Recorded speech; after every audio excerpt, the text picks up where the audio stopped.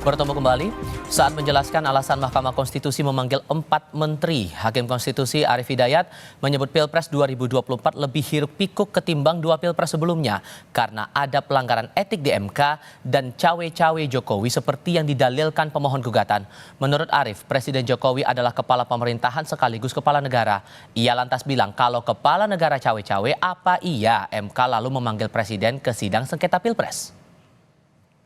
Yang terutama mendapat perhatian yang sangat luas dan kemudian didalilkan oleh pemohon itu cawe-cawenya kepala negara.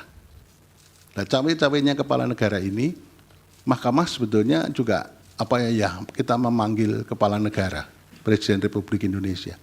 Kelihatannya kan kurang elok. Karena presiden sekaligus kepala negara dan kepala pemerintahan. Kalau hanya sekedar kepala pemerintahan akan kita hadirkan di persidangan ini. Tapi karena presiden sebagai kepala negara, simbol negara yang harus kita junjung tinggi oleh semua stakeholder, maka kita memanggil para pembantunya. Dan pembantunya ini yang berkaitan dengan dalil pemohon. Dalam kesempatan terpisah persisnya pada Kamis kemarin, Koalisi Masyarakat Sipil untuk Demokrasi dan Anti Korupsi menyerahkan surat terbuka kepada Majelis Hakim Mahkamah Konstitusi agar memanggil Presiden Joko Widodo ke sidang sengketa Pilpres. Koalisi itu mendesak MK segera menghadirkan Presiden Jokowi serta 8 menteri dan pimpinan lembaga negara untuk mendalami peran Jokowi dalam memengaruhi proses penyelenggaraan pemilu, baik terkait penyaluran bansos, pengerahan ASN, penunjukan pejabat pelaksana kepala daerah, hingga ketidaknetralan aparat. Kami menyampaikan surat terbuka yang isinya meminta agar Majelis Hakim Mahkamah Konstitusi menghadirkan dan meminta keterangan dari Presiden Republik Indonesia Pak Joko Widodo dan juga 8 menteri dan pejabat kementerian atau lembaga yang kami pandang sangat penting keterangannya untuk didengarkan di dalam persidangan PHPU pada hari-hari ini. Kami pandang menjadi sentral di dalam proses persidangan, terutama pembuktian di MK, yaitu berkaitan dengan peran dari Presiden Republik Indonesia di dalam mempengaruhi proses penyelenggaraan pemilu. Hari ini, Mahkamah Konstitusi meminta keterangan 4 Menteri Kabinet Presiden Jokowi. Hakim Konstitusi Arief Hidayat menjelaskan alasan MK memanggil para pembantu Presiden karena ada dugaan Jokowi cawe-cawe di Pilpres. Arief pun menyebut para menteri dimintai keterangan di MK karena kurang elok kalau memanggil Presiden Joko Widodo. Alasannya, Jokowi kepala pemerintahan sekaligus kepala negara. Kami diskusikan bersama dengan para narasumber. Bergabung saat ini, Usman Hamid, Direktur Eksekutif Amnesty International Indonesia, sekaligus anggota Koalisi Masyarakat Sipil yang kemarin mendesak MK segera memanggil Presiden Joko Widodo. Dan juga bergabung saat ini anggota Tim Hukum dan Advokasi TKN Prabowo Gibran, Frits Edward Siregar. Selamat sore semuanya, apa kabar? Selamat sore, Mas. Terima kasih seluruhnya sudah hadir dalam diskusi kami kali ini. Mas Usman, mengutip pernyataan Pak Arief Hidayat dalam sidang hari ini, tidak elok dengan alasan kepala negara dan kepala pemerintahan. Kalau hanya sekadar kepala pemerintahan akan kita hadirkan. Alasan itu cukup kuat menurut Anda? Saya bisa mengerti, terutama kalau misalnya Pak Arief Hidayat mengatakan bahwa Presiden juga merupakan kepala negara. Nah, tetapi di dalam pandangan Pak Arief Hidayat juga tersirat maupun tersurat bahwa peran Presiden sebagai kepala pemerintah masih mungkin untuk dihadirkan di dalam Mahkamah Konstitusi. Nah, barangkali pada titik itulah Mahkamah Konstitusi bisa memanggil Presiden untuk dihadirkan dan dimintai keterangan terkait dengan kebijakan Presiden sebagai kepala pemerintah di dalam kaitan dengan materi yang diperiksa di dalam sidang PHPU Mahkamah Konstitusi. Dalam hal ini tentu kalau kita merujuk pada Undang-Undang Dasar Negara Republik Indonesia misalnya pasal 17 di sana ditegaskan bahwa Presiden misalnya bekerja dibantu dengan para menteri juga bertanggung jawab kepada Presiden dan seterusnya. Jadi apa yang dijelaskan hari ini misalnya oleh keempat menteri tentu tidak tanpa sepengetahuan dari Presiden. Dan untuk mengetahui lebih jauh apa pertimbangan Presiden di dalam misalnya mengarahkan para menteri dalam konteks materi perkara, yaitu apa yang disebut Pak Arief Hidayat sebagai cawe-cawe Presiden di dalam proses penyelenggaraan pemilu, menjadi sangat lebih lengkap lagi seandainya presiden dihadirkan, terutama sebagai kepala pemerintah. Tapi Kalau kalau kita kemudian lihat, dihadirkan hari ini dan Anda mencermati proses sidang yang berlangsung tadi, pernyataannya sudah cukup kuat tidak untuk memenuhi ataupun juga menggali keterangan yang didalilkan oleh para pemohon? saya kira kalau dari pandangan Pak Arief Hidayat tadi sudah jelas bahwa para hakim setidaknya diwakili oleh Arief Hidayat meyakini memang ada cawe-cawe dari presiden.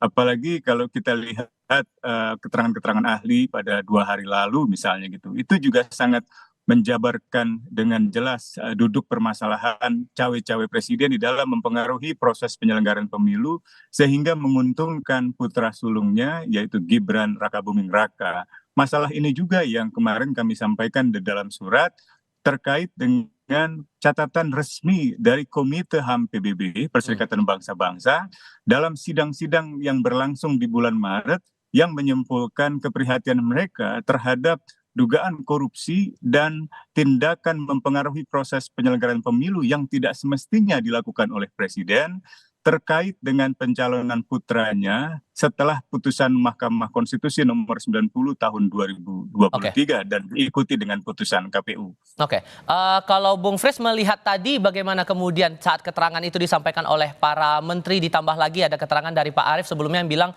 Pilpres sekarang lebih hiruk pikuk, salah satunya ada dugaan cawe-cawe Jokowi.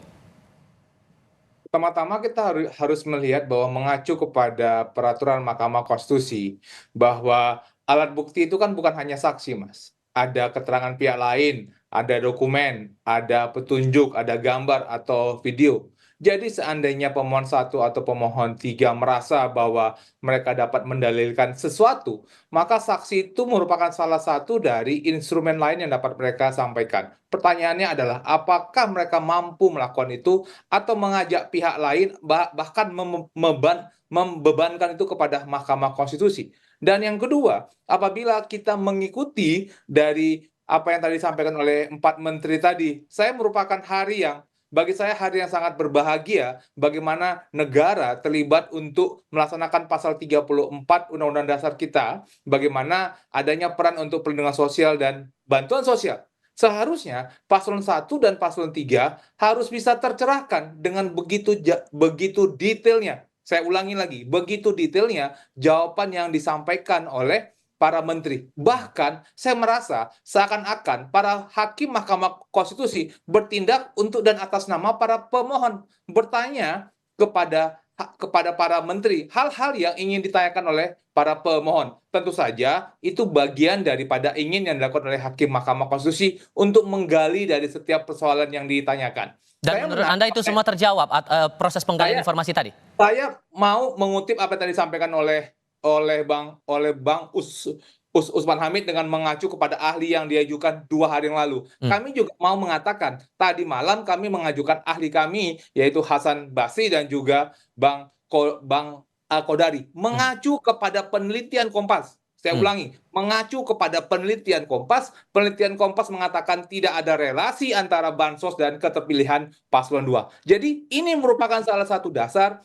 ada hasil penelitian Kompas, ada juga apa yang disampaikan oleh ahli secara statistik dan apa yang disampaikan tadi oleh para menteri mengenai kapan bansos itu diberikan, siapa yang dapat, bagaimana proses anggarannya, undang-undang apa saja, bukan satu undang-undang loh, begitu banyak undang-undang, peraturan pemerintah seperti apa, itu dapat terjelaskan. Kalau kemudian pertanyaannya apakah diperlukan kehadiran orang-orang lain, pertanyaannya adalah apakah yang kita inginkan kehadiran atau informasi atau kualitas dari informasi yang akan diberikan. Dan tentu saja itu merupakan apabila memang Mahkamah Konstitusi ingin menggali, itu merupakan kewajiban yang harus dilakukan oleh Mahkamah Konstitusi. Baik. Oke, merespon pernyataan dari Bang Frits tadi, Mas Usman gimana tuh? Iya, yang pertama pertanyaan-pertanyaan majelis hakim itu sebenarnya bukan merepresentasikan pemohon 1 maupun pemohon 3, tetapi dalam konteks pencarian kebenaran material.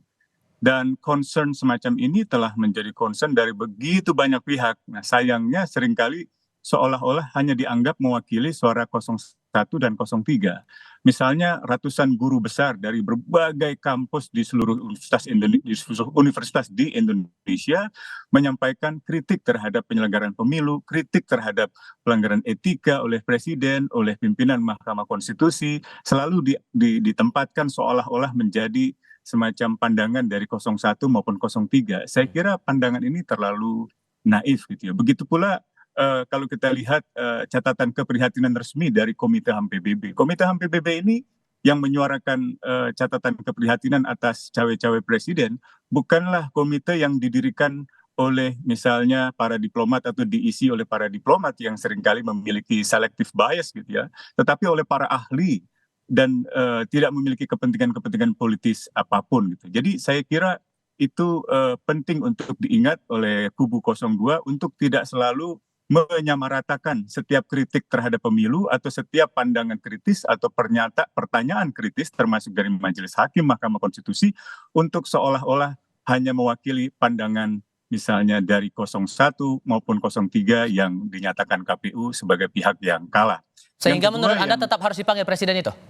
Saya kira tetap harus dipanggil. Soalnya bukan apakah informasi Bang itu sudah Usman, kalau diperoleh, memang tetapi apakah kalau memang paslon 1, saksinya paslon 3 merasa memang dihadirkan ada di bukti, dalam silakan disampaikan Bang persidangan. Usman. Boleh dengar saya dulu? Iya kan kalau memang ada Jadi- bukti, jangan melibatkan orang lain, silakan mengajukan memang bukti yang ingin diajukan. Jangan kemudian semua pihak terlibat. Kita berbicara mengenai sengketa hasil pemungutan suara. Kita kan melihat kepada suara, tapi kemudian Ya, ini saya lagi dapat menjawab pertanyaan dimampukan. dari moderator. Oke. Bung moderator bisa diluruskan dulu. Oke, silakan Anda diteruskan mau Mas Usman. memberikan kesempatan kepada Bung Fred atau kepada saya? Ke Mas Usman, silakan. Oke, jadi saya harus jelaskan lagi bahwa yang namanya bukti di persidangan itu ya bukan hanya informasi tetapi juga saksi, dan kualifikasi saksi di dalam kualifikasi alat bukti itu memiliki derajat hukum yang lebih tinggi daripada sekedar informasi atau petunjuk atau apapun yang tadi disebutkan oleh Bung Frits. Dengan kata lain, sekali lagi kehadiran presiden sebagai saksi saya kira itu sangat penting untuk memperjelas perkara ini, untuk menemukan kebenaran material, karena masyarakat juga ingin tahu. Oke. Dan ingat, jangan direduksi seolah-olah PHPU ini hanya sekedar hasil perhitungan suara. Ini adalah satu proses yang panjang yang saya kira Oke. dari begitu banyak pihak, masuk para guru besar hingga Komite HAM Perserikatan Bangsa-Bangsa. Oke, Bung Frits, meresponnya gimana? Karena kan ada disinggung juga kritik dari Komite HAM PBB juga di situ. Demikian. Ya, pertama-tama kita harusnya bisa melihat. Pertanyaannya pertama, apakah negara lain mengerti bagaimana proses keadilan pemilu yang berada di Indonesia? Jangan mengambil contoh negara-negara Afrika yang memiliki sistem hukum yang berbeda, yang tidak mengenal bagaimana ada peran Bawaslu, di mana ada peran DKPP. Salah satu yang harus kita lihat bahwa setiap negara berbeda, dan Indonesia merupakan salah satu negara yang memiliki bagaimana siapa yang untuk mengatur pelanggaran administrasi, mana sengketa, di mana proses penanganan pidana. Teman-teman lupa bahwa proses itu merupakan hasil dari rapat-rapat dan sejarah ketatanegaraan yang kita miliki, dan tiba-tiba pendapat dari negara lain dibawa dan langsung dibenturkan kepada adalah sesuatu yang terjadi kepada kita tanpa melihat bagaimana konteks kita. Itu salah untuk berpikirnya. Harus bisa mengerti bahwa di dalam proses bagaimana proses pemilu itu kita sudah ada cara-caranya gitu loh, dan bagaimana prosesnya, dan untuk terlibat misalnya ada yang mengatakan bahwa kita punya pemilu kita tidak sesuai, kemudian adanya amicus curiae, itu kan bagian daripada kebebasan berpendapat yang tentu saja kita hargai. Dan kami tidak mengatakan kritik terhadap setiap orang itu seakan-akan mempersoalkan paslon 2. Itu harus dilihat ada tempatnya, ada jalurnya. Mari kita mempergunakan jalur yang ada. Jangan seakan-akan semua ini kacau betul. Seakan-akan kalau memang sejak awal kacau, apakah ada laporan? Apakah teman-teman itu kemudian bisa memenuhi syarat formil dan syarat material? Itu kan tata cara yang sudah diatur. Dan saya yakin Ya, ada pun satu dari kita tidak mau melalui proses Oke. yang tidak due process of law, dan itu yang harus kita lalui dalam proses, Baik. setiap proses apapun prosesnya. Oke, sudah kami tangkap di bagian situ. Nah, kalau kita fokus lagi pada proses sidang hari ini, dari hakim juga sudah menggali yang namanya soal pembagian bantuan sosial itu yang jadi bahan yang masuk dalam dalil pemohon. Dari Menteri Sosial dalam keterangannya juga sudah menyampaikan bahwa tidak pernah dari Kementerian Sosial memberikan dalam bentuk barang, tapi selalu dalam cash transfer. Apakah ini kemudian membuktikan bahwa ada keterlibatan atau cawe-cawe dari Presiden dalam proses Pilpres kali ini? Tapi jawabnya nanti ya. Kita akan lanjutkan diskusi di segmen berikutnya. Usai jeda berikut ini. Mas Usman, hakim tadi sempat menanyakan ke Mensos soal pembagian bansos itu. Soal pembagian bansos yang dilakukan Presiden di depan istana. Dari Kementerian Sosial menyatakan bahwa tidak pernah ada pemberian dalam bentuk barang tapi cash transfer. Menurut Anda itu mengonfirmasi dalil yang diajukan oleh para pemohon bahwa ada cawe-cawe Presiden? Iya, itu saya kira bukan hanya mengkonfirmasi dalil yang diajukan oleh pemohon 1, pemohon 3, tetapi juga begitu banyak kritik yang disampaikan oleh kalangan masyarakat sipil, juga dari kalangan guru besar dari berbagai kampus, dan juga Komite HAM Perserikatan Bangsa-Bangsa. Nah, saya ingin luruskan apa yang disampaikan Bung Frits tadi. Saya kira itu salah secara fatal untuk mengatakan misalnya pandangan Komite HAM seolah-olah sebagai pandangan negara lain. Jadi itu kalau Anda pelajari dengan baik-baik sistem di dalam Perserikatan Bangsa-Bangsa, ada dua dalam konteks pemeriksaan reputasi negara-negara di bidang hak asasi manusia. Yang pertama adalah apa yang disebut sebagai International Treaty Bodies, badan-badan yang didirikan oleh perjanjian. Yang kedua adalah International Special Procedures. Ini adalah prosedur-prosedur khusus, misalnya pelapor khusus untuk hak pilih atau hak politik atau hak sipil dan lain sebagainya. Oke, Nah, kalau kita kembali lagi ke sidang hari ini, sorry, Ya. saya harus potong di situ. Kita fokus dulu ke sidang hari ini. Gimana tuh Bang Usman? Tapi saya ingin katakan bahwa kritik yang disampaikan oleh Komite HAM itu dikonfirmasi oleh pernyataan Menteri Sosial yang mengatakan bahwa apa yang dilakukan oleh Presiden di luar dari apa yang telah digariskan di dalam mandat Kementerian Sosial. Dengan kata lain, dugaan bahwa Presiden melakukan cawe-cawe, melakukan tindakan di luar kewenangannya, di luar portofolio Kementerian Sosial itu menjadi benar adanya. Dan karena itulah maka menjadi sangat mendesak, menjadi sangat penting, menjadi sangat segera untuk menghadirkan dan meminta keterangan Presiden Joko Widodo. Saya kira kalau Presiden tidak melakukan kesalahan, tidak perlu takut untuk hadir di dalam persidangan Mahkamah Konstitusi. Kalau dari TKN sendiri sebagai pihak terkait mencermati pernyataan dari Menteri Sosial ini bagaimana kemudian? Saya rasa saya juga memberikan kritik kepada Bang Usman nih, karena Bang Usman tidak memperhatikan apa yang selama ini selalu diklaim oleh paslon 1 dan paslon 3, bahwa ada 496 triliun anggaran negara yang dipakai untuk menggerakkan proses untuk mengarahkan proses pemilihan. Kalau kita mengacu tadi persidangan hari ini, kan ketahuan Bang, yang mana anggaran untuk subsidi, yang mana anggaran untuk BPJS, yang mana biaya buat untuk sekolah pintar, dan akhirnya ada 78 triliun yang dikelola oleh Menteri Sosial yang disebut dengan bansos, dan itu pun juga cashless. Dan kalau tadi kan juga ada bertanya, ada anggaran yang dimiliki oleh namanya Badan Pangan. Kan kemudian ada pertanyaan bahwa Presiden juga memiliki hak keuangan, dan apa yang dibagikan oleh Pak Presiden itu merupakan bagian daripada hak keuangan yang dimiliki oleh yang dimiliki oleh Presiden, oleh anggaran yang dimiliki khusus oleh Presiden. Jadi klaim yang diajukan oleh paslon 1 dan paslon 3 adanya pengerahan bansos dalam kategori bansos, anggaran bansos, itu terbuktikan pada hari ini bahwa hal tersebut tidak terjadi. Jadi, kalau kita memakai cara pandang dari paslon 1 dan paslon 3 terhadap bagaimana cara proses pengelolaan bansos, itu terjawab pada hari ini. Dan apabila kemudian itu dianggap sebagai sebuah cawe-cawe, ini juga menjadi pertanyaan, apa dalam kategori apa kemudian ada muncul cawe-cawe? Karena kalau kita mengacu Bang kepada tadi pernyataan oleh Ibu Menteri, kan jelas kemana anggaran dan bagaimana cara pengelolaan bansos yang dia miliki. Karena kalau kita mengacu kepada pilkada juga misalnya, pilkada kan juga punya anggaran untuk bantuan sosial. Setiap pejabat kan juga punya anggaran bagaimana cara pengelolaan anggarannya. Dan kenapa itu kemudian selalu dihubungkan dengan proses pemilu yang sedang kita lalui sekarang.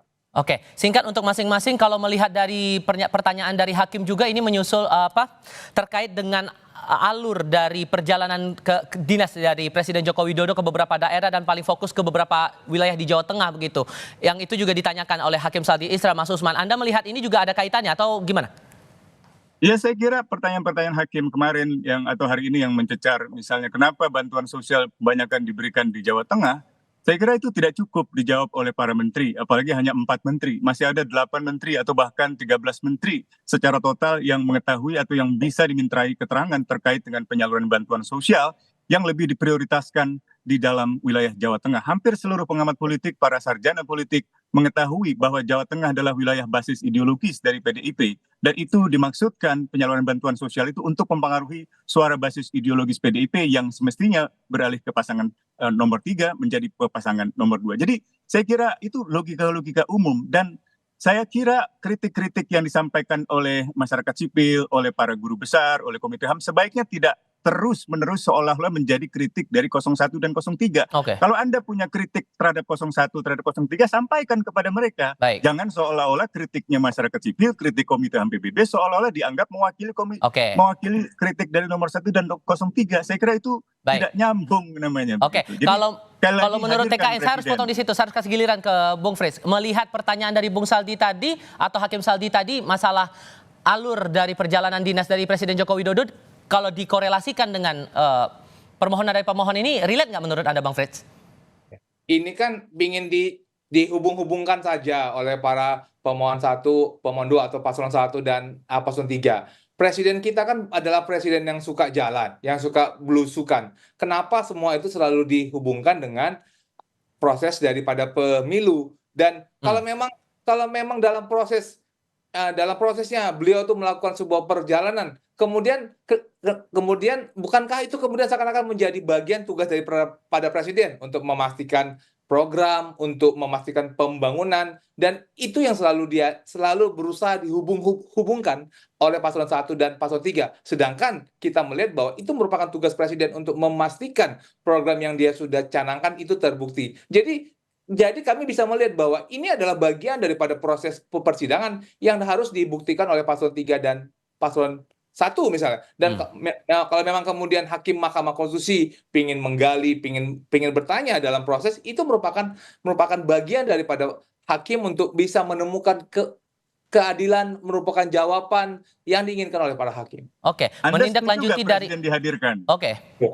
Ya, Saya silakan. tidak setuju presiden dihadirkan, karena presiden itu memiliki menteri-menteri yang dapat menjawab pertanyaan-pertanyaan daripada hakim. Ya, Anda baca lagi lah pasal 17 Undang-Undang Dasar Negara Republik Abang Indonesia juga harus dan bisa juga belajar Undang-Undang mengenai Kementerian bagaimana Negara, proses keadilan Undang-Undang kita. kementerian lain. Proses kita kan Jadi sudah kalau ada membela kewenangan-kewenangan yang 02 dimiliki. ya pakai logika rasional sedikit lah. Kenapa terlalu berlebihan di dalam membela 02? Kalau Anda mau jelaskan Jokowi wajar datang ke Jawa Tengah, kenapa nggak ke Kalimantan Tengah? Kenapa nggak ke Sumatera? Kenapa nggak ke Sulawesi? Kenapa nggak ke Papua?